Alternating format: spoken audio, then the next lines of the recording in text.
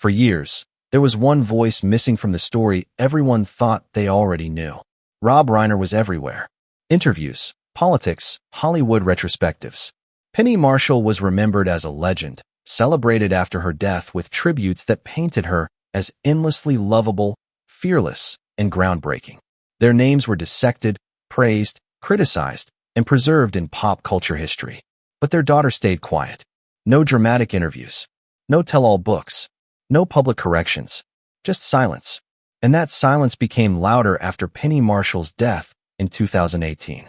Because when someone dies, stories tend to harden. Narratives become fixed. The public decides who a person was, what they stood for, and how their family must have felt. In the months and years after Penny's passing, the world mourned an icon. But few stopped to wonder how it felt for the child who grew up watching two larger-than-life personalities navigate fame, love, separation, and legacy. Tracy Reiner wasn't just Rob Reiner's daughter or Penny Marshall's child. She was the one living inside the spaces between those headlines. Friends noticed she didn't rush to speak. She didn't correct the myths or amplify the praise.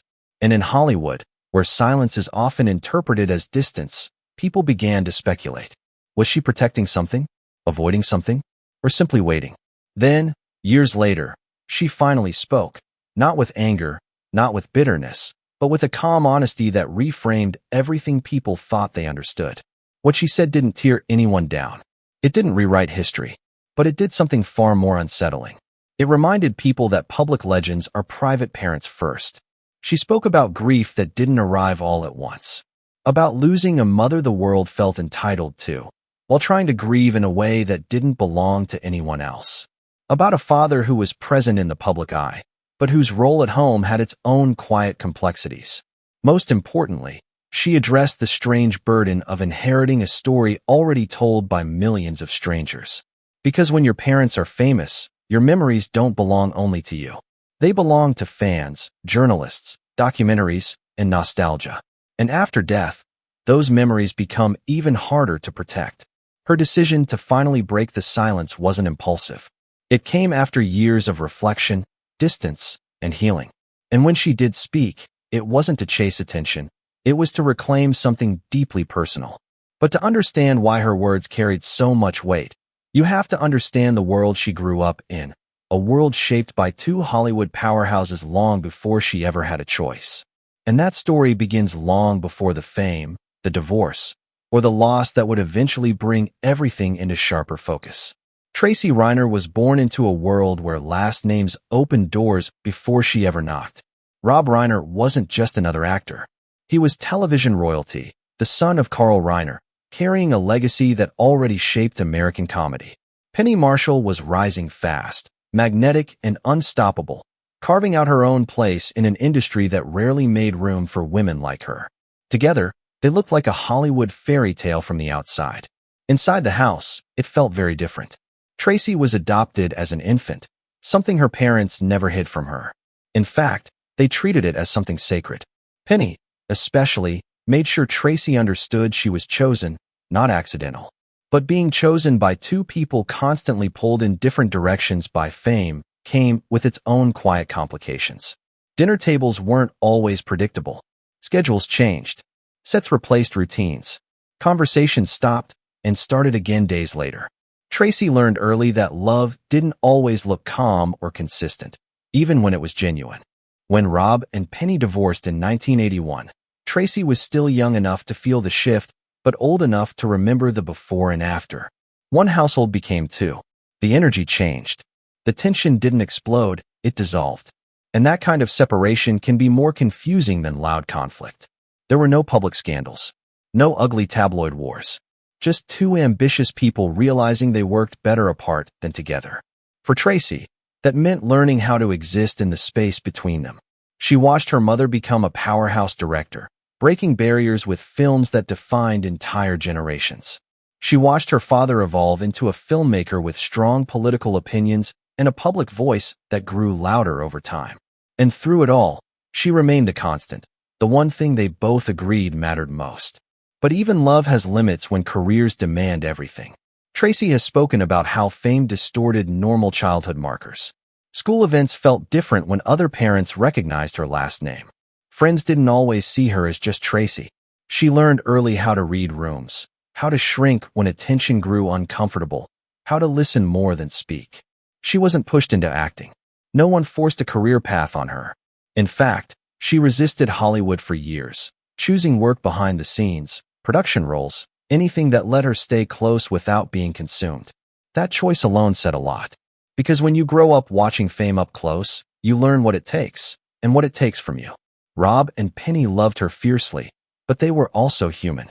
Busy, flawed, exhausted, and Tracy absorbed all of it quietly, storing away observations she wouldn't share publicly for decades. The world saw icons being built in real time. She saw parents figuring things out as they went. And that difference between who they were to everyone else and who they were to her would become the emotional fault line that made her eventual silence make sense. Because when you know the full picture, speaking too soon can feel like a betrayal. And when loss finally arrives, that line between public memory and private truth becomes impossible to ignore. From the outside, Rob Reiner and Penny Marshall looked like two people who moved on cleanly.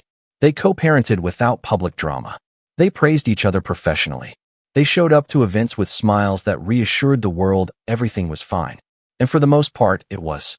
But what cameras don't capture is emotional residue. Inside their family, there were conversations that never became quotes. Moments that never made headlines.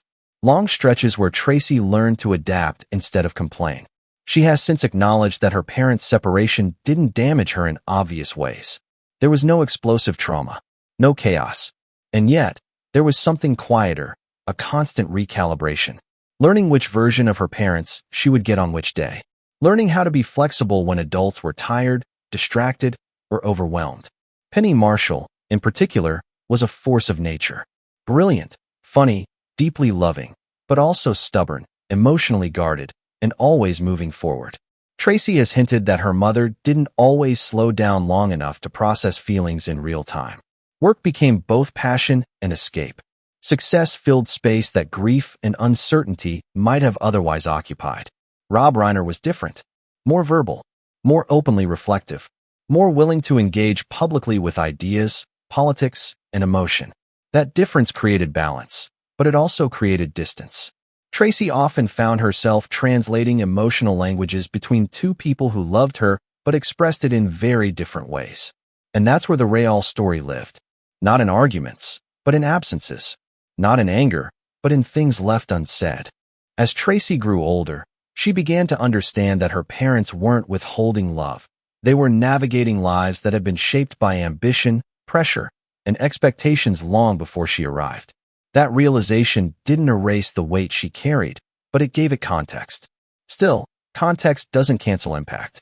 There were moments she wished for anonymity, for normalcy, for parents who could attend events without being recognized, for grief that didn't belong to the public. Those feelings didn't make her ungrateful. They made her human. And for a long time, she believed those thoughts were hers alone to carry.